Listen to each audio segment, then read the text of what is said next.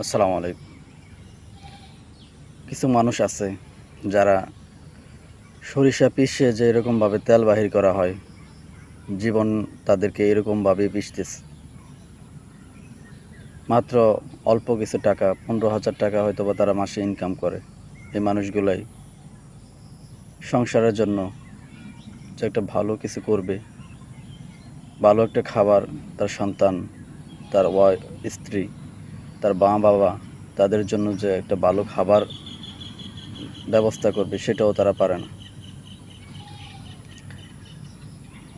মাছ, মাংস তো প্রচুর দাম।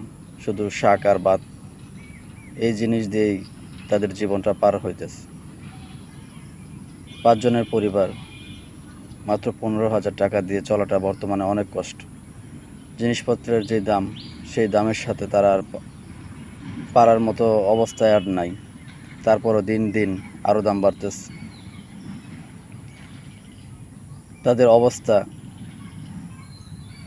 যারা আছে, প্রতিটা মানুষ বর্তমানে এরকম একটা অবস্থায় আছে যে বুক ভরা কষ্ট কিন্তু তারা প্রকাশ করতে পারতেছে না। বর্তমানে এরকম একটা অবস্থা, প্রতিটা পুরুষ মানুষ সবসময় একটা টেনশন নিয়ে মাথায় কাজ থাকে। এই টেনশন নিয়েই তারা জীবন পার করতেছে।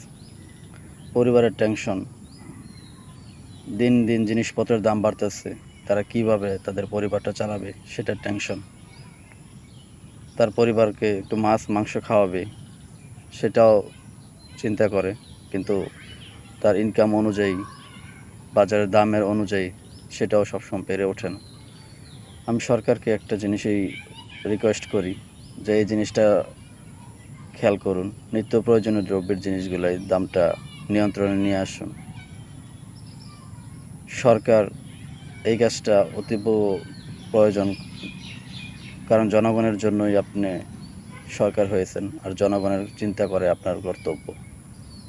জনগণ দিনবেলা যেন একটু খেয়ে বাঁচতে পারে, সেই দিক লক্ষ্য করা আপনার কর্তব্য।